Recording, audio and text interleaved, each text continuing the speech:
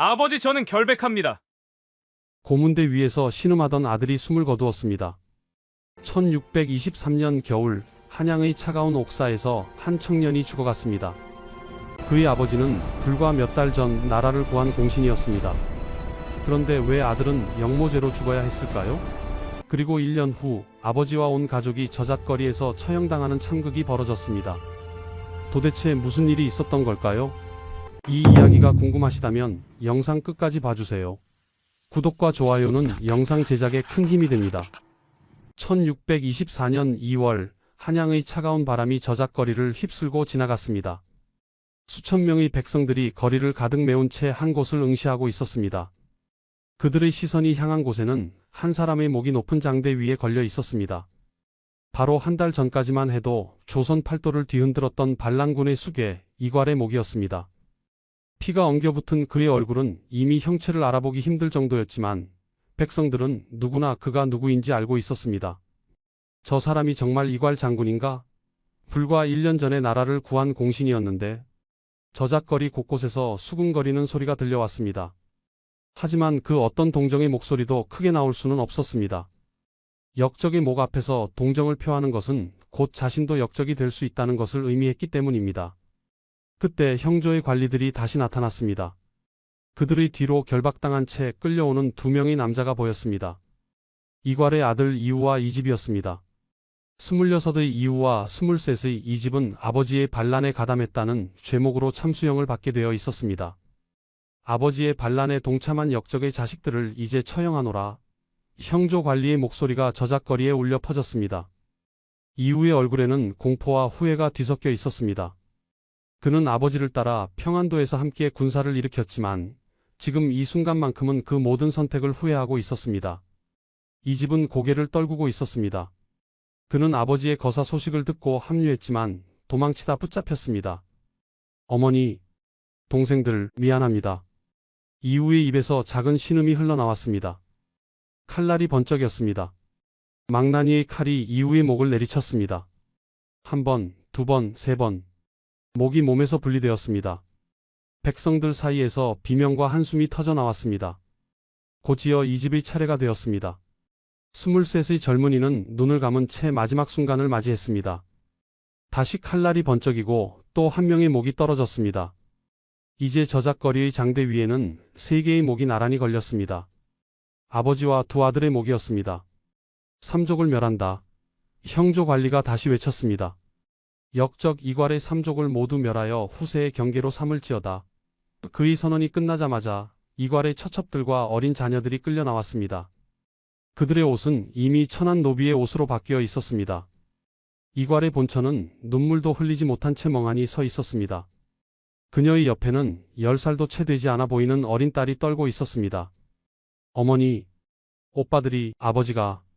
어린 소녀의 목소리는 공포로 가득 차 있었습니다. 조용히 하거라.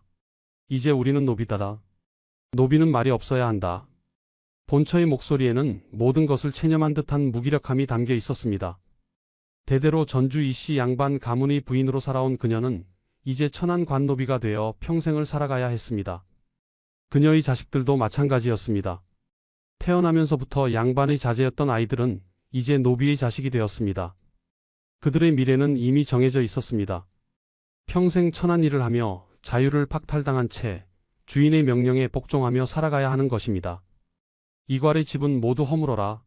재산은 모두 몰수하라. 관리의 명령이 떨어졌습니다. 이괄이 살던 한양의 큰 저택은 이미 관군에 의해 점령되어 있었습니다. 대문에는 역적의 집이라는 표시가 붙어 있었고 모든 가재도구와 재산은 관에서 압수했습니다. 3대에 걸쳐 모은 재산, 책, 그림, 갑오로 전해오던 물건들이 모두 흩어졌습니다. 저택은 곧 철거될 예정이었습니다.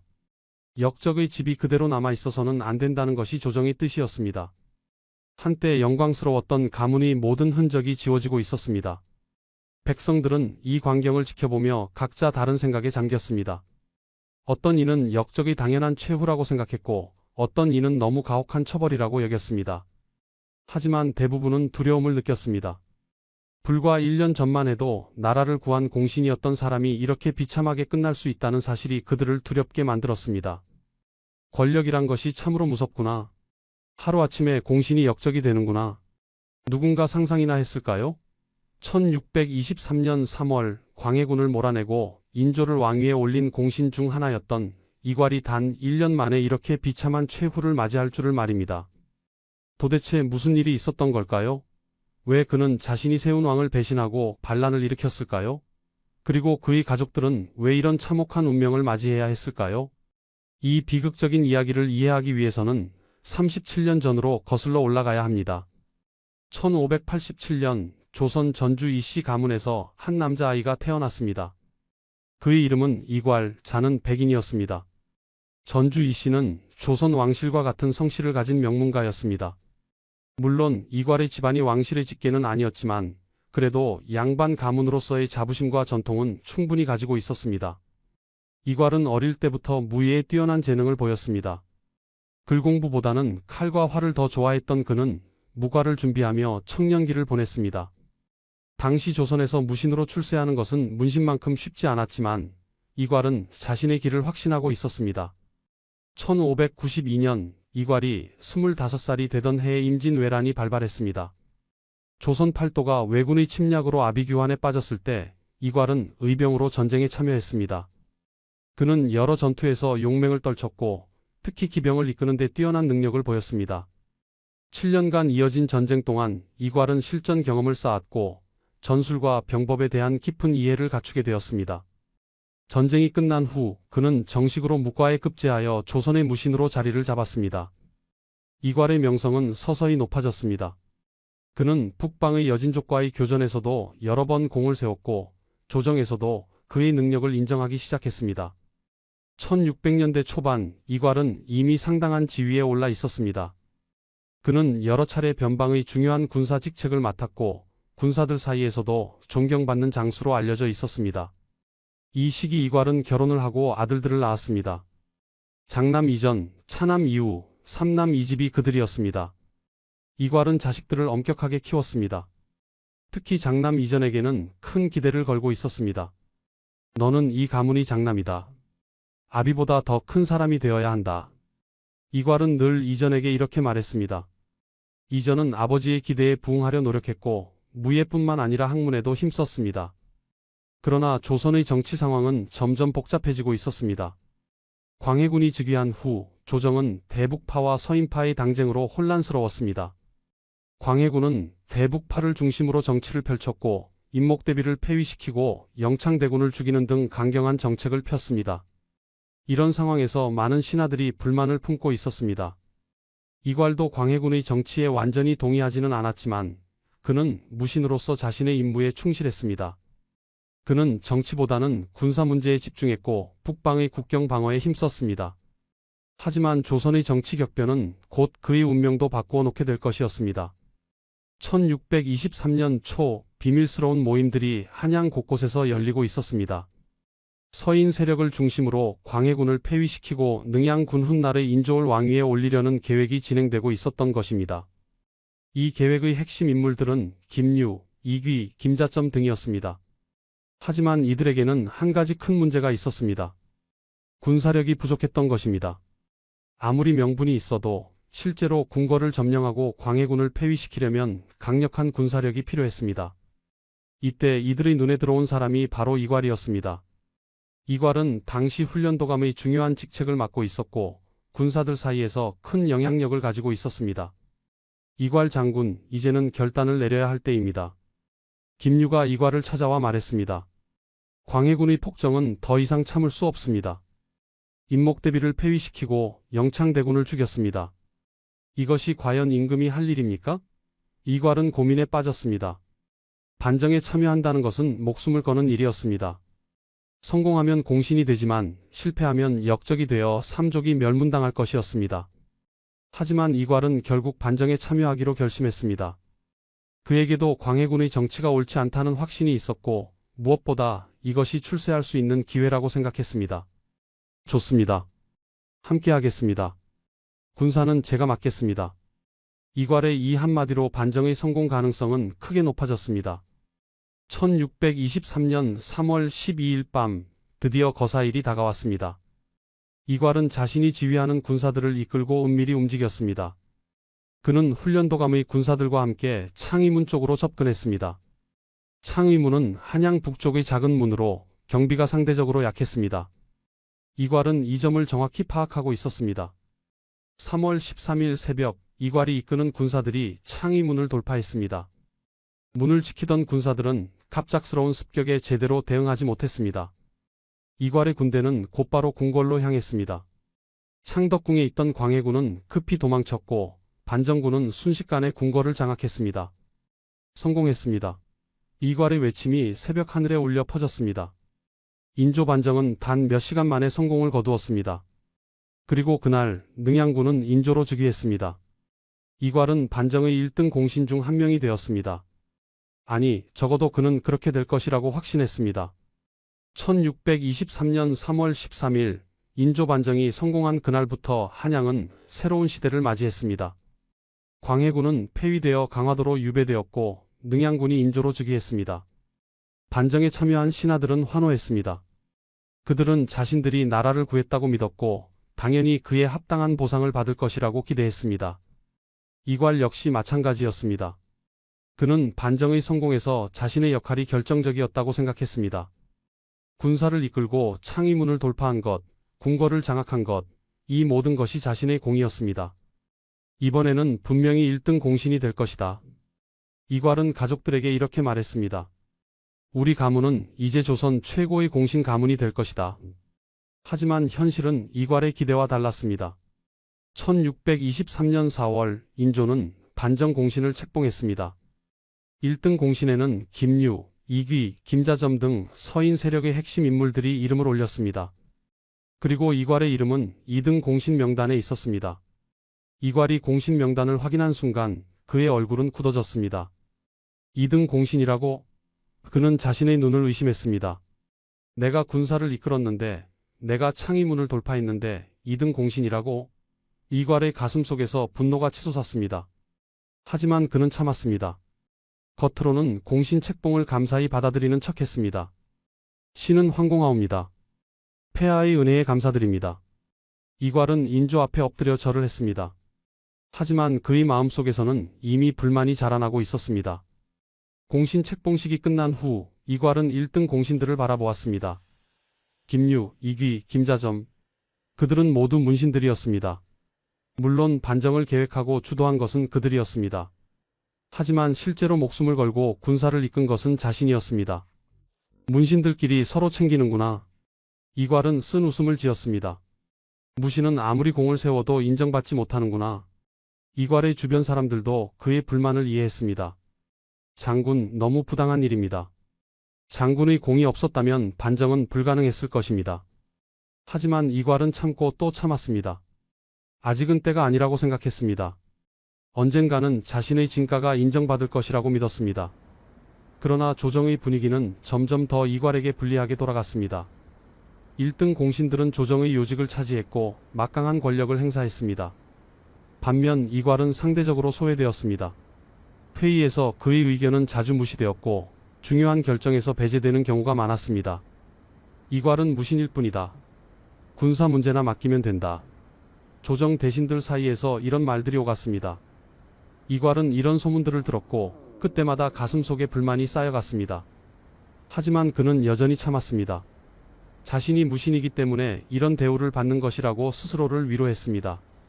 1623년 여름 이괄에게 새로운 임명이 내려졌습니다. 평안도 병사로 임명된 것입니다. 평안도 병사는 중요한 직책이었습니다. 북방의 변방을 지키는 군사 책임자였기 때문입니다. 하지만 이괄에게 이 임명은 좌천처럼 느껴졌습니다. 나를 한양에서 멀리 보내려는 것인가? 이괄은 의심했습니다. 나를 중앙 정치에서 배제하려는 것인가? 실제로 당시 조정의 1등 공신들은 이괄의 영향력이 커지는 것을 경계하고 있었습니다. 이괄은 군사들 사이에서 인기가 높았고 특히 훈련도감의 군사들은 그를 따랐습니다. 이것이 1등 공신들에게는 위협으로 느껴졌습니다. 이괄을 한양에 두면 언젠가 문제가 될 수 있다. 평안도로 보내는 것이 좋겠다. 이런 논의 끝에 이괄의 평안도 병사 임명이 결정된 것입니다. 이괄은 할 수 없이 평안도로 떠났습니다. 떠나기 전 그는 가족들을 모아놓고 말했습니다. 내가 평안도에 가 있는 동안 너희들은 한양에서 잘 지내거라. 특히 이전아, 너는 장남이니 집안을 잘 돌보아야 한다. 27살의 장남 이전은 아버지의 말에 고개를 끄덕였습니다. 아버지, 염려 마십시오. 제가 잘 지키겠습니다. 이괄은 아들의 어깨를 두드려주며 떠났습니다. 그때만 해도 이괄은 이것이 자신과 아들의 마지막 이별이 될 줄 몰랐습니다. 평안도로 부임한 이괄은 군사훈련과 변방 방어에 전념했습니다. 그는 자신의 불만을 일로 풀었습니다. 군사들을 엄격하게 훈련시키고 여진족의 침입에 대비했습니다. 평안도의 군사들은 이괄의 지휘력과 리더십에 감복했습니다. 이괄 장군은 정말 훌륭한 분이시다. 우리 같은 군사들의 고충을 이해해 주신다. 군사들 사이에서 이괄의 인기는 날로 높아졌습니다. 하지만 이괄의 마음속 불만은 사라지지 않았습니다. 밤마다 그는 한양을 생각했습니다. 나는 여기서 무엇을 하고 있는가? 1등 공신들은 한양에서 권력을 누리는데 나는 변방에서 이렇게 지내야 하는가? 참고 또 참았지만 불만은 계속 쌓여만 갔습니다. 1623년 가을 한양에서 충격적인 소식이 전해졌습니다. 이괄의 장남 이전이 영모 혐의로 체포되었다는 것입니다. 무슨 소리인가? 내 아들이 영모를? 이괄은 믿을 수 없었습니다. 급히 한양으로 사람을 보내 상황을 파악했습니다. 전해진 소식은 더욱 충격적이었습니다. 이전은 일부 불만 세력들과 접촉했다는 이유로 영모 혐의를 받고 있었고 이미 국문이 시작되었다는 것입니다. 이것은 나를 겨냥한 것이다. 이괄은 직감했습니다. 1등 공신들이 나를 제거하려고 내 아들을 희생양으로 삼는 것이다. 이괄은 즉시 한양으로 돌아가려 했지만 조정에서는 평안도를 떠나지 말라는 명령을 내렸습니다. 평안도 병사는 직책을 이탈해서는 안 된다. 이괄은 발이 묶인 채 한양의 소식만 기다릴 수밖에 없었습니다. 1623년 12월 한양의 겨울은 유난히 추웠습니다. 의금부 옥사에 갇힌 이전은 추위와 고통에 떨고 있었습니다. 27살의 청년은 불과 며칠 사이에 초췌한 모습으로 변해 있었습니다. 영모 혐의를 받은 그는 연일 가혹한 국문을 받아야 했습니다.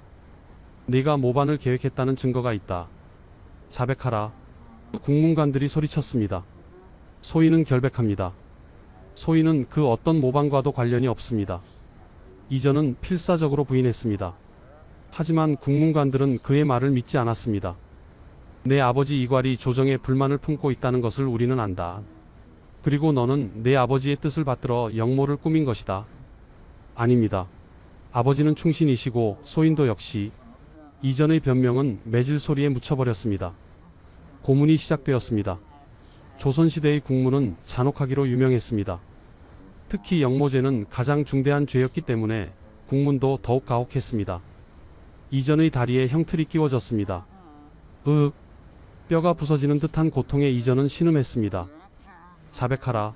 누가 너와 함께 모반을 계획했느냐? 소인은 정말 모릅니다. 이전의 목소리는 점점 약해졌습니다. 며칠이 지나도 이전은 자백하지 않았습니다.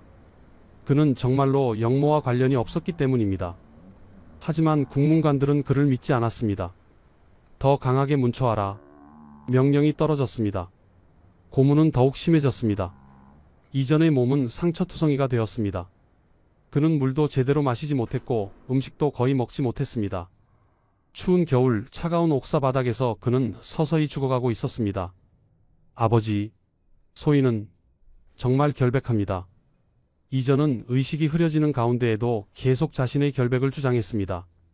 하지만 아무도 그의 말을 들어주지 않았습니다.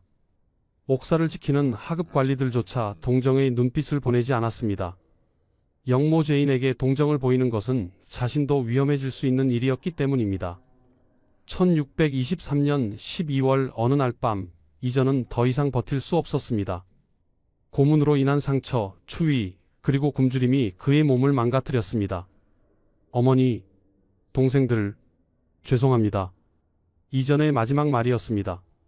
그의 숨이 점점 약해지더니 결국 멈추었습니다. 27살의 젊은 나이에 이전은 옥사에서 죽었습니다. 다음 날 아침, 옥리가 이전의 시신을 발견했습니다. 죽었습니다. 담담한 보고였습니다. 영모 죄인의 죽음은 특별한 일이 아니었습니다. 이전의 시신은 허름한 거적으로 덮여 가족에게 전달되었습니다. 한양에 있던 이괄의 아내는 아들의 시신을 받아들고 통곡했습니다. 이전아, 내 아들아. 그녀의 울음소리가 집안을 가득 채웠습니다. 차남 이우와 삼남 이집도 형의 시신 앞에서 눈물을 흘렸습니다. 형님, 형님은 아무 잘못도 없으셨는데. 이우는 주먹을 불끈 쥐었습니다. 이것은 부당합니다. 형님은 결백하셨습니다. 하지만 그들은 아무것도 할 수 없었습니다. 영모죄인의 가족이라는 낙인이 이미 그들에게 찍혀 있었기 때문입니다. 이전의 장례는 조촐하게 치러졌습니다. 영모죄인은 제대로 된 장례를 치를 수도 없었습니다.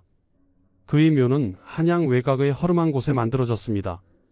평안도에 있던 이괄에게 아들의 죽음 소식이 전해진 것은 며칠 후였습니다. 사람을 통해 소식을 들은 이괄은 그 자리에 주저앉았습니다.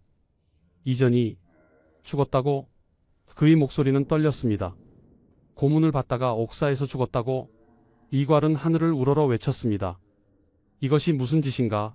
내 아들이 무슨 죄를 지었단 말인가? 그의 울부짖음은 평안도 관할을 울렸습니다. 주변 사람들은 이괄을 감히 말리지 못했습니다. 장수가 아들을 잃은 슬픔은 그 누구도 위로할 수 없었습니다. 며칠간 이괄은 식음을 전폐했습니다.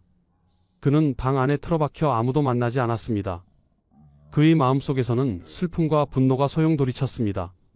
내 아들은 결백했다. 아무 죄도 없었다. 하지만 그들은 내 아들을 죽였다. 왜? 나를 겨냥하기 위해서다. 1등 공신들은 나를 두려워했다. 그래서 내 아들을 희생양으로 삼은 것이다. 이괄의 머릿속에서 생각들이 끝없이 맴돌았습니다. 그리고 그 생각들은 점점 한 가지 결론으로 모아지고 있었습니다. 나는 더 이상 참을 수 없다. 내 아들의 원한을 갚아야 한다. 그들에게 복수해야 한다. 이괄은 며칠 후 다시 모습을 드러냈습니다. 하지만 그의 눈빛은 이전과 달랐습니다. 차갑고 날카로운 눈빛이었습니다. 그는 다시 군사훈련을 지휘하기 시작했습니다. 하지만 이제 그의 목적은 달라져 있었습니다. 군사들을 훈련시키는 것은 변방을 지키기 위해서가 아니었습니다. 그것은 복수를 위한 준비였습니다. 장군님, 괜찮으십니까? 부하 장수 한 명이 조심스럽게 물었습니다. 괜찮다. 이괄의 대답은 짧았습니다. 아니, 괜찮지 않다. 하지만 곧 모든 것을 바로잡을 것이다. 부하 장수는 이괄의 말뜻을 정확히 이해하지 못했습니다. 하지만 무언가 큰 일이 일어날 것이라는 예감은 들었습니다. 이괄은 밤마다 혼자 계획을 세웠습니다. 평안도에는 1만 명이 넘는 군사가 있다. 이들은 나를 따른다. 이 군사를 이끌고 한양으로 진격한다면 1등 공신들을 제거하고 인조에게 내 억울함을 호소할 수 있을 것이다. 아니, 어쩌면 인조도 바꿀 수 있을지도 모른다. 이괄의 생각은 점점 더 대담해졌습니다. 처음에는 단지 1등 공신들에게 복수하려는 것이었습니다. 하지만 점점 더 큰 야망이 그의 마음속에 자리 잡기 시작했습니다. 내가 왕을 세웠다. 그렇다면 왕을 바꿀 수도 있지 않은가? 이괄은 자신도 모르게 역모를 계획하고 있었습니다. 아들의 죽음이 그를 돌이킬 수 없는 길로 이끌고 있었습니다. 1624년 1월 초 평안도는 엄동설안의 추위에 휩싸여 있었습니다. 하지만 이괄의 마음은 추위보다 더 차갑게 식어 있었습니다. 그는 이제 결심을 굳혔습니다. 더 이상 조정의 부당한 대우를 참지 않기로, 아들의 억울한 죽음을 그냥 넘기지 않기로 결심한 것입니다. 이괄은 자신이 믿을 수 있는 부하 장수들을 하나씩 불러 모았습니다. 이들은 모두 이괄과 오랫동안 함께 싸워온 사람들이었고 이괄에 대한 충성심이 깊었습니다. 여러분께 솔직히 말씀드리겠습니다. 이괄이 입을 열었습니다. 저의 아들 이전이 억울하게 죽었습니다. 영모죄라는 누명을 쓰고 고문당하다 죽었습니다. 이것은 조정의 1등 공신들이 저를 제거하기 위해 꾸민 일입니다. 부하 장수들은 숨죽이며 이괄의 말을 들었습니다.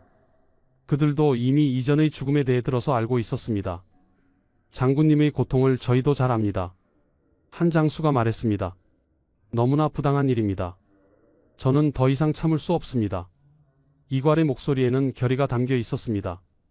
저는 한양으로 진군하여 1등 공신들에게 제 아들의 원한을 갚을 것입니다. 그리고 인조 임금께 저의 억울함을 호소할 것입니다.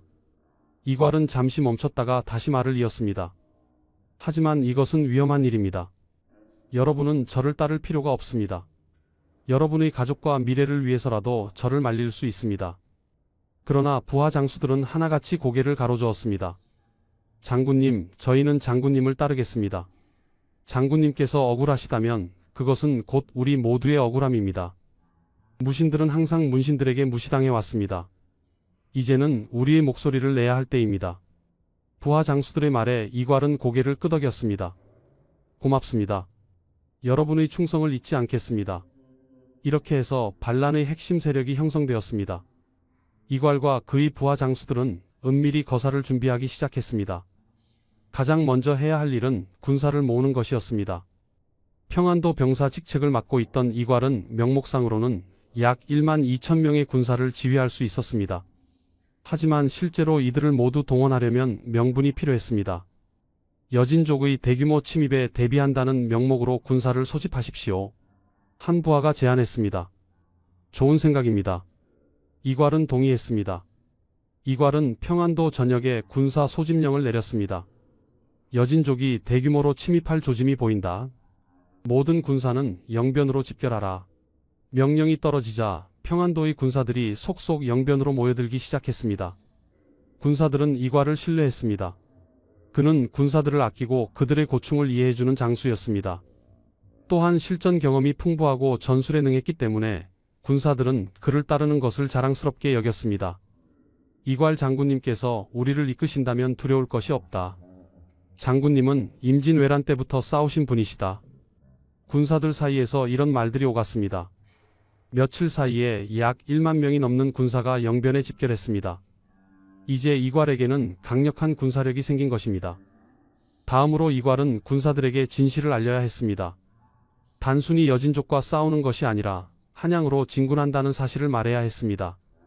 1624년 1월 20일 이괄은 집결한 군사들 앞에 섰습니다. 수천 명의 군사들이 그를 바라보고 있었습니다. 장병 여러분, 이괄의 목소리가 울려 퍼졌습니다. 오늘 여러분께 중요한 말씀을 드리겠습니다. 우리는 여진족과 싸우러 가는 것이 아닙니다. 군사들 사이에서 웅성거림이 일었습니다. 우리는 한양으로 진군할 것입니다. 이괄의 선언에 군사들은 놀라움을 감추지 못했습니다. 여러분 들으십시오. 이괄은 계속 말했습니다. 조정의 간신들이 나라를 좀먹고 있습니다. 충신을 모함하고 무고한 사람을 죽이고 있습니다. 제 아들 이전도 그들의 음모로 억울하게 죽었습니다. 이괄의 목소리는 떨렸습니다. 우리는 이런 간신들을 제거하고 임금께 진실을 알려야 합니다. 이것은 영모가 아닙니다. 이것은 나라를 바로잡는 일입니다. 이괄의 연설은 군사들의 마음을 움직였습니다. 많은 군사들이 고개를 끄덕였습니다. 그들 중 상당수도 조정의 문신들에 대해 불만을 품고 있었기 때문입니다. 이괄 장군을 따르겠습니다. 장군님과 함께 한양으로 가겠습니다. 군사들의 함성이 터져 나왔습니다. 물론 모든 군사가 찬성한 것은 아니었습니다. 일부 군사들은 이것이 잘못된 일이라고 생각했습니다. 하지만 대세는 이미 기울어져 있었고 반대하는 목소리는 묻혀버렸습니다. 이괄은 군사들의 사기를 더욱 높이기 위해 약속했습니다. 한양에 입성하면 여러분 모두에게 큰 상을 내릴 것입니다. 땅과 재물 그리고 벼슬을 받게 될 것입니다. 이 약속에 군사들은 더욱 흥분했습니다.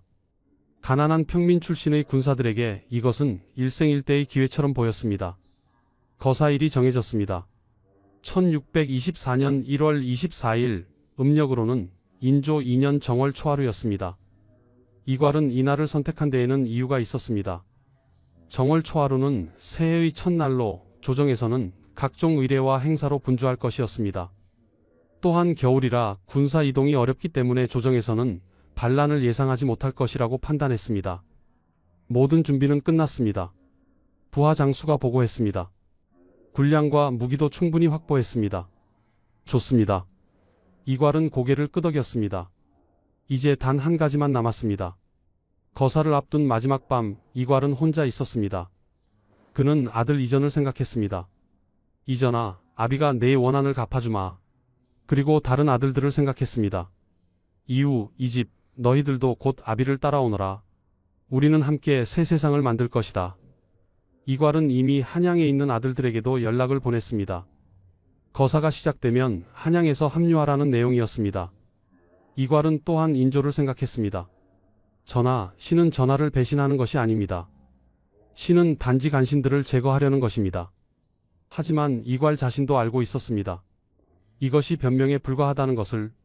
군사를 이끌고 한양으로 진군하는 것은 그것이 무슨 명분이든 반란이었습니다. 이제 돌이킬 수 없다. 이괄은 중얼거렸습니다. 내일 해가 뜨면 나는 역적이 되거나 새로운 권력자가 되거나 둘 중 하나다. 그는 마지막으로 하늘을 올려다보았습니다. 겨울밤 하늘에는 별들이 총총히 빛나고 있었습니다. 부디 내 선택이 옳은 것이기를. 이괄의 기도는 차가운 밤바람에 흩어져 갔습니다. 1624년 1월 24일 새벽 평안도 영변의 차가운 공기를 가르며 북소리가 울려 퍼졌습니다. 이괄의 반란군이 마침내 출발하는 순간이었습니다. 약 1만 2천 명의 군사들이 정렬해 있었고 그들의 눈빛에는 기대와 불안이 뒤섞여 있었습니다. 이괄은 말 위에 올라 군사들을 내려다보았습니다. 57세의 노장은 여전히 늠름한 모습이었습니다. 장병 여러분, 이괄의 목소리가 새벽 공기를 가르며 퍼져나갔습니다.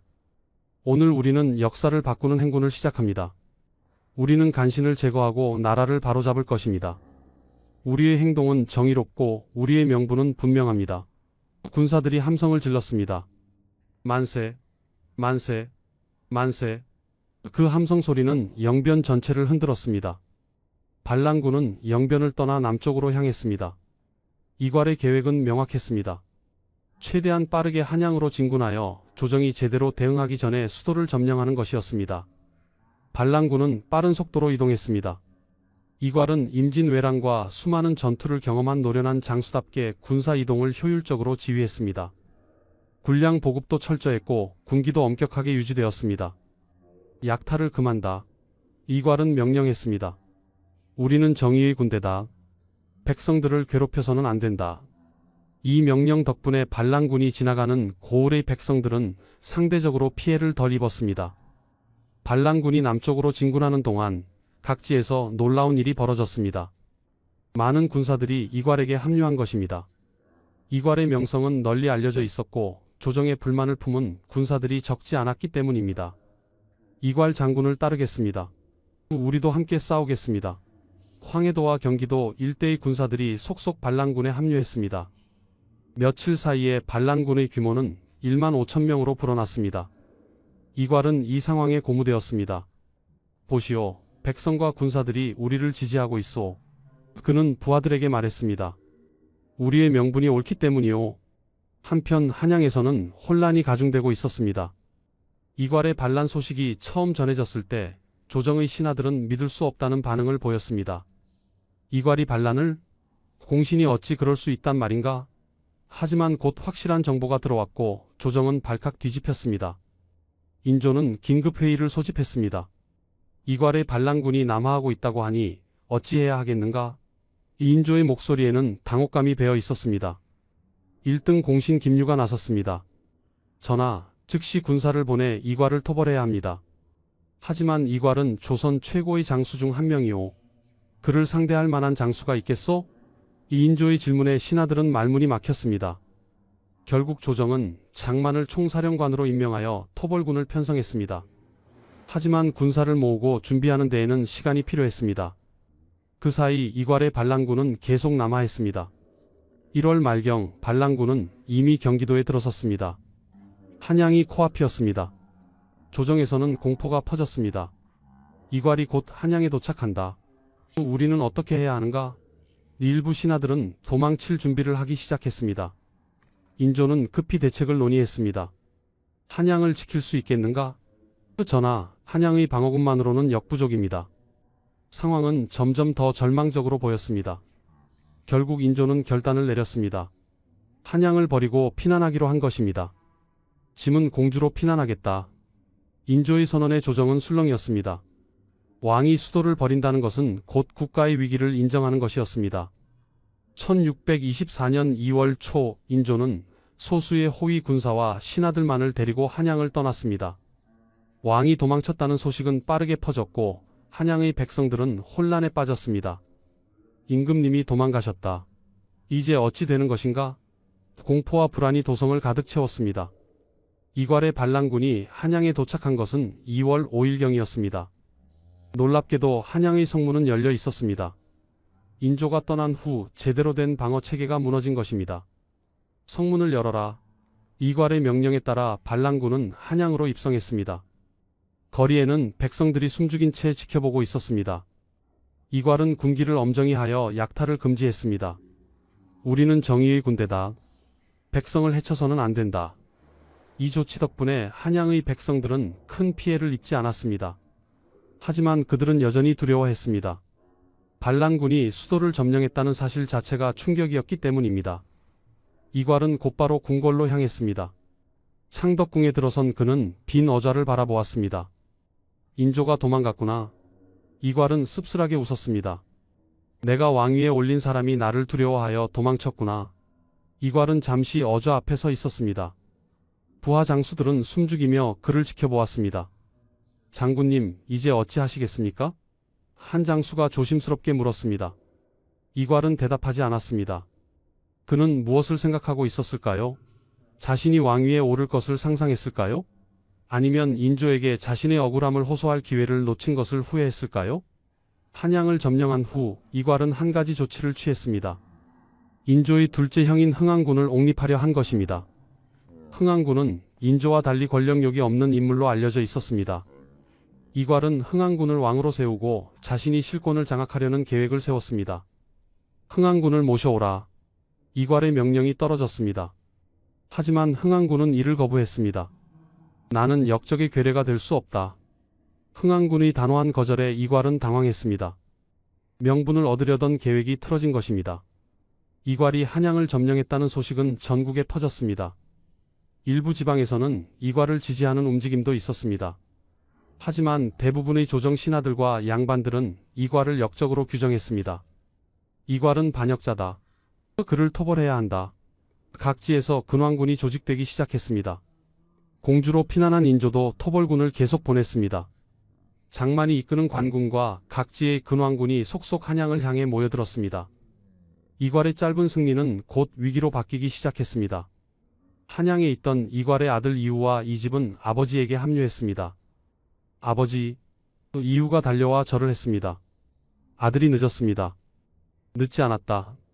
이괄은 아들의 어깨를 두드렸습니다. 너희들이 와주어 든든하구나. 이집도 아버지에게 절을 했습니다. 아버지, 형님의 원수를 갚을 수 있게 되었습니다. 그래, 우리는 이전의 원한을 갚을 것이다. 이괄은 두 아들을 바라보며 말했습니다. 하지만 그의 눈빛 어딘가에는 불안이 서려 있었습니다. 그는 이미 알고 있었습니다. 이것이 쉬운 싸움이 아니라는 것을, 그리고 어쩌면 이것이 자신과 아들들의 마지막이 될 수도 있다는 것을. 한양을 점령한 이괄의 반란군이지만 그들의 상황은 결코 안정적이지 않았습니다. 매일같이 불리한 소식들이 들려왔습니다. 전하, 충주에서 관군이 집결하고 있습니다. 각지에서 근황군이 모여들고 있습니다. 전라도와 경상도에서도 군사를 보내고 있습니다. 부하들의 보고를 들으며 이괄은 점점 초조해졌습니다. 그는 한양을 점령하면 대세가 결정될 것이라고 생각했습니다. 하지만 현실은 달랐습니다. 조정의 신하들은 대부분 인조를 따라 공주로 갔고 백성들도 이괄을 진정한 왕으로 인정하지 않았습니다. 더욱이 흥왕군이 왕위를 거부하면서 이괄은 명분마저 잃었습니다. 반란군 내부에서도 동요가 시작되었습니다. 처음에는 이괄의 말에 고무되어 함께했던 군사들이지만 막상 한양을 점령하고 나니 앞날이 불투명해 보였습니다. 우리가 정말 이길 수 있을까? 전국의 군사가 우리를 토벌하러 온다는데. 군사들 사이에서 불안한 소문이 돌았습니다. 일부 군사들은 몰래 한양을 빠져나가기 시작했습니다. 탈영자의 수가 하루가 다르게 늘어났습니다. 이괄은 군기를 바로잡으려 했지만 쉽지 않았습니다. 탈영자는 엄벌에 처한다. 명령을 내렸지만 그것만으로는 사태를 막을 수 없었습니다. 2월 중순 드디어 관군과의 본격적인 전투가 시작되었습니다. 장만이 이끄는 토벌군이 한양 근처까지 접근한 것입니다. 이괄은 직접 군사를 이끌고 나가 맞서 싸웠습니다. 그는 여전히 뛰어난 장수였고 초반 몇 차례 전투에서는 승리를 거두었습니다. 우리가 이겼다. 반란군은 환호했습니다. 하지만 승리는 오래가지 못했습니다. 관군은 계속해서 증원군을 보냈고 반란군은 점점 지쳐갔습니다. 보급도 문제였습니다. 한양에 있는 식량과 무기는 한정되어 있었고 새로운 보급선을 확보하기도 어려웠습니다. 2월 말경 상황은 급격히 악화되었습니다. 관군이 한양을 포위하기 시작한 것입니다. 사방에서 토벌군이 몰려들었고 반란군은 점점 더 고립되었습니다. 전하, 이제 한양에서 철수하셔야 합니다. 부하 장수가 급히 건의했습니다. 한양에 갇혀 있으면 우리는 전멸할 것입니다. 이괄은 고민에 빠졌습니다. 한양을 버리고 도망친다는 것은 패배를 인정하는 것이었습니다. 하지만 여기서 버티다가는 정말로 전멸할 수도 있었습니다. 철수한다. 이괄은 결국 결정을 내렸습니다. 우리는 평안도로 돌아간다. 그곳에서 제기를 도모한다. 2월 10일 이괄의 반란군은 한양을 버리고 북쪽으로 퇴각하기 시작했습니다. 하지만 퇴각은 혼란스러웠습니다. 관군의 추격이 거세었고 반란군은 계속 패배했습니다. 군사들의 사기는 바닥까지 떨어졌습니다. 이제 끝이다. 우리는 모두 죽을 것이다. 절망이 군대 전체를 뒤덮었습니다. 많은 군사들이 도망쳤고 어떤 이들은 아예 관군에 항복했습니다. 1만 5천 명이었던 반란군은 불과 며칠 사이에 수천 명으로 줄어들었습니다. 2월 12일 이괄의 반란군은 이천 부근까지 후퇴했습니다. 이제 남은 군사는 3천 명도 채 되지 않았습니다. 관군의 추격은 계속되었고 반란군은 더 이상 제대로 싸울 수조차 없었습니다. 아버지, 이제 어찌하시겠습니까? 아들 이우가 물었습니다. 이괄은 대답하지 않았습니다. 그의 얼굴에는 피로와 절망이 가득했습니다. 57세의 노장은 지쳐 있었습니다. 한 달간의 반란, 그리고 끝없는 전투와 퇴각이 그를 망가뜨렸습니다. 형님의 원수를 갚지 못했습니다. 이집이 비통하게 말했습니다. 우리는 실패했습니다. 2월 13일 아침 이천 부근의 작은 마을에서 이괄과 남은 부하들은 막사에 모여 있었습니다. 분위기는 최악이었습니다. 모두가 이제 끝이라는 것을 알고 있었습니다. 그때 한 부하 장수가 조용히 일어섰습니다. 그의 이름은 기이컨이었습니다. 기이컨은 이괄의 측근 중 한 명이었고 처음부터 반란에 가담했던 인물이었습니다. 하지만 이제 그는 다른 생각을 하고 있었습니다. 이대로 가면 우리는 모두 죽는다. 살아남으려면 기이컨은 칼을 빼들었습니다. 장군님, 기이컨이 조심스럽게 이괄에게 다가갔습니다. 이괄은 피곤한 눈으로 그를 바라보았습니다. 무슨 일인가? 죄송합니다, 장군님. 기이컨의 목소리는 떨렸습니다. 그리고 다음 순간 그의 칼이 번쩍였습니다. 칼날이 이괄의 가슴을 찔렀습니다. 으윽. 이괄은 신음소리를 냈습니다. 그는 믿을 수 없다는 표정으로 기이컨을 바라보았습니다. 왜? 너마저 죄송합니다. 하지만 이것이 우리가 살 수 있는 유일한 길입니다. 기이컨은 칼을 다시 한번 찔렀습니다. 이괄은 바닥에 쓰러졌습니다. 아버지, 이우와 이집이 달려들었지만 다른 부하들이 그들을 막았습니다. 기이컨은 혼자가 아니었습니다. 몇몇 부하들이 그와 함께 배신을 계획했던 것입니다. 장군을 죽였다. 이제 우리는 살 수 있다. 기이컨은 외쳤습니다. 바닥에 쓰러진 이괄은 마지막 숨을 몰아쉬고 있었습니다. 그의 눈에는 배신감과 후회 그리고 슬픔이 가득했습니다. 내가 틀렸던 것인가? 이전아, 미안하다. 이우야, 이집아, 미안하다. 이괄의 마지막 말이었습니다. 그리고 그의 숨이 멈추었습니다. 1624년 2월 13일 57세의 나이로 이괄은 부하의 칼에 죽었습니다. 기이컨은 즉시 이괄의 목을 베었습니다. 그리고 그것을 관군에게 가져가 항복했습니다. 역적 이괄을 죽였습니다. 기이컨의 외침에 관군은 환호했습니다. 이괄의 목은 곧바로 한양으로 보내졌습니다. 며칠 후 그의 목은 한양 저작거리의 장대 위에 걸렸습니다. 바로 우리가 챕터 1에서 본 그 장면입니다. 수천 명의 백성들이 그것을 지켜보았습니다. 역적의 최후다. 반역자의 당연한 대가다. 하지만 일부는 속으로 생각했습니다. 불과 1년 전에는 공신이었는데 권력이란 참으로 무섭구나. 이괄이 죽은 후 그의 아들들도 곧 잡혔습니다. 이우와 이집은 한양으로 끌려와 국문을 받았습니다. 너희 아비를 따라 반역을 일으켰으니 마땅히 죽어야 한다. 형조의 판결이었습니다. 두 아들은 변명하지 않았습니다. 그들도 이미 모든 것을 체념하고 있었습니다. 형님, 곧 뵙겠습니다. 이우가 중얼거렸습니다. 아버지, 저희도 곧 갑니다. 이집도 마지막 말을 남겼습니다. 그리고 챕터 1에서 본 것처럼 그들은 저작거리에서 참수당했습니다. 이제 세 개의 목이 나란히 장대 위에 걸렸습니다. 아버지와 두 아들, 이괄 가문의 남자들이었습니다. 처자식들은 노비로 전락했습니다. 이괄의 본처와 첩들, 그리고 어린 자녀들은 모두 관노비가 되었습니다. 평생 양반의 부인으로 살았던 여인들은 이제 천한 노비가 되어 평생을 살아가야 했습니다. 그들의 자녀들도 마찬가지였습니다. 태어날 때부터 양반의 자제였던 아이들은 이제 대대로 노비의 자손으로 살아가야 했습니다.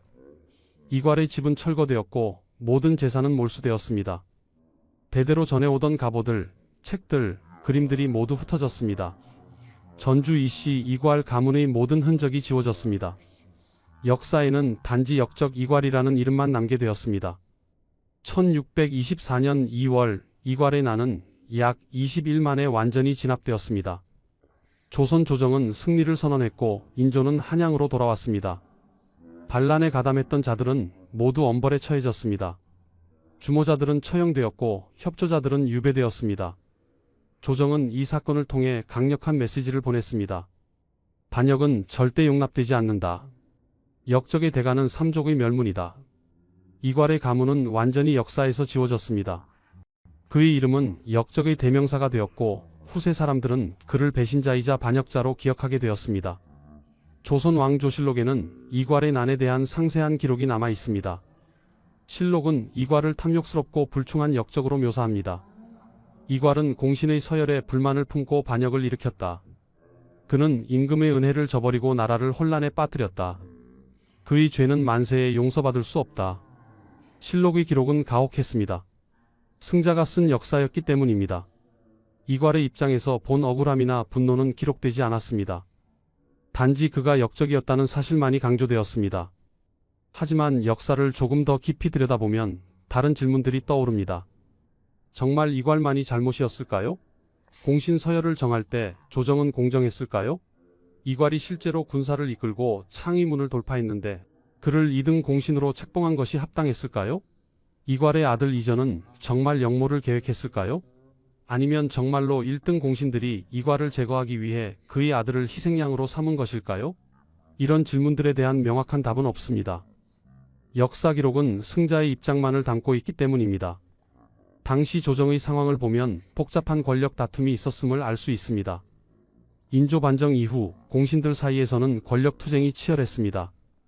1등 공신들은 자신들의 권력을 공고히 하려 했고 그 과정에서 이괄 같은 무신을 견제했을 가능성이 큽니다. 문신 중심의 조선 사회에서 무신은 항상 차별받았습니다. 아무리 큰 공을 세워도 문신만큼 인정받지 못했고 중요한 결정에서 배제되는 경우가 많았습니다. 이괄은 이런 구조적 차별의 희생자였을 수도 있습니다. 또한 이괄 개인의 성격과 판단력에도 문제가 있었습니다. 그는 자신의 불만을 적절히 해소하지 못했습니다. 참고 또 참다가 결국 폭발해버린 것입니다. 만약 그가 더 현명하게 대처했다면 어땠을까요? 조정에서 자신의 입지를 다지고 시간을 두고 영향력을 키워갔다면 아마도 더 나은 결과를 얻었을지도 모릅니다. 하지만 그는 참을성이 부족했고 특히 아들의 죽음 이후에는 이성적 판단력을 잃었습니다. 복수심에 눈이 멀어 돌이킬 수 없는 선택을 한 것입니다. 이괄의 난이 조선 사회에 남긴 영향은 적지 않았습니다. 첫째, 인조 정권은 이 사건을 통해 반대 세력을 숙청하고 권력을 더욱 공고히 할 수 있었습니다. 이괄의 난을 명분으로 많은 사람들이 처벌받았고 조정은 더욱 통제가 강화되었습니다. 둘째, 무신들에 대한 견제가 더욱 심해졌습니다. 이괄의 사례는 무신이 군사력을 기반으로 반란을 일으킬 수 있다는 것을 보여주었고 이후 조정은 무신들의 권한을 더욱 제한했습니다. 셋째, 평안도 지역에 대한 불신이 커졌습니다. 이괄의 난은 평안도에서 시작되었고 많은 평안도 군사들이 가담했습니다. 이후 평안도 출신은 오랫동안 차별과 의심의 대상이 되었습니다. 그렇다면 이 이야기가 우리에게 주는 교훈은 무엇일까요? 첫째, 권력은 영원하지 않다는 것입니다. 이괄은 불과 1년 전 나라를 구한 공신이었습니다. 하지만 단 1년 만에 그는 역적이 되어 비참하게 죽었습니다. 권력의 정점에 있을 때조차 그것은 언제든 무너질 수 있습니다. 둘째, 분노와 복수심은 냉철한 판단을 방해한다는 것입니다. 이괄은 아들의 죽음에 대한 복수심으로 반란을 일으켰습니다. 하지만 그 결과는 더 큰 비극이었습니다. 자신뿐만 아니라 남은 아들들과 가족 전체를 파멸로 이끌었습니다. 셋째, 역사는 승자의 기록이라는 것입니다. 이괄의 입장에서 본 억울함과 분노는 역사에 제대로 기록되지 않았습니다. 그는 단지 역적으로만 기억될 뿐입니다. 그러나 우리는 역사를 좀 더 균형 있게 바라볼 필요가 있습니다. 이괄을 단순히 역적으로만 볼 것인가, 아니면 시대의 희생자로도 볼 것인가? 그의 반란이 정당화될 수는 없지만 그가 느꼈을 억울함과 분노를 이해할 수는 있습니다. 아들이 억울하게 죽었을 때 아버지의 심정은 어땠을까요? 자신이 세운 왕으로부터 배신당했다고 느꼈을 때 그의 마음은 어땠을까요? 이런 인간적인 감정들을 이해할 때 우리는 역사를 더 깊이 이해할 수 있습니다. 이괄의 난은 또한 권력의 본질에 대해 생각하게 합니다. 인조 반정 자체가 폭력을 통한 권력 장악이었습니다. 광해군을 폐위시키고 인조를 왕위에 올린 것은 법적으로 보면 역모였습니다. 하지만 그것은 성공했기 때문에 반정이라는 이름으로 정당화되었습니다. 반면 이괄의 반란은 실패했기 때문에 역모로 남았습니다. 권력의 정당성은 종종 성공 여부에 달려 있습니다. 이것이 권력의 아이러니입니다. 이괄 가문의 비극은 개인의 선택이 가져올 수 있는 결과를 보여줍니다. 한 사람의 결정이 온 가족의 운명을 바꿀 수 있습니다. 이괄의 선택은 그 자신뿐만 아니라 아들들, 처자식들, 그리고 후손들의 삶을 완전히 바꾸어 놓았습니다. 수백 년 동안 쌓아 올린 가문의 명예는 하루아침에 무너졌고 양반이었던 가족들은 천한 노비가 되었습니다. 이것이 바로 조선시대의 연좌제의 잔혹함이었습니다. 400년이 지난 지금 우리는 이괄의 이야기를 어떻게 기억해야 할까요? 단순히 역적의 이야기로만 기억할 것인가? 아니면 권력의 무상함과 인간의 한계를 보여주는 비극으로 기억할 것인가? 어쩌면 둘 다일 것입니다. 이괄은 반역자였지만 동시에 시대의 희생자이기도 했습니다. 그의 선택은 잘못되었지만 그가 느낀 억울함은 이해할 수 있습니다. 역사는 흑백 논리로 재단할 수 없습니다. 그것은 복잡한 인간 드라마이고 우리는 그 복잡성을 인정해야 합니다. 이괄의 난은 조선 역사에서 중요한 사건으로 기록되었습니다. 그것은 인조 정권 초기의 불안정성을 보여주었고 공신들 간의 권력 다툼이 얼마나 치열했는지를 드러냈습니다. 또한 그것은 조선의 정치 구조, 특히 문신과 무신 간의 갈등, 연좌제의 잔혹함, 그리고 권력의 본질에 대해 많은 것을 생각하게 합니다. 이괄 가문의 비극은 단순히 한 가족의 이야기가 아닙니다. 그것은 조선 사회 전체의 문제점을 반영하는 거울이었습니다. 지금까지 이괄 가문의 비극적인 이야기를 들려드렸습니다. 공신에서 역적이 된 한 남자, 그리고 그의 선택으로 인해 삼족이 멸문당한 가족의 이야기였습니다. 이 이야기가 여러분께 권력의 무상함, 선택의 중요성, 그리고 역사를 바라보는 균형 잡힌 시각에 대해 생각해 볼 기회가 되었기를 바랍니다. 역사는 과거의 이야기지만 그 속에는 현재를 사는 우리에게도 유효한 교훈이 담겨 있습니다. 구독과 좋아요 부탁드리며 다음에 또 다른 역사 이야기로 찾아뵙겠습니다. 감사합니다.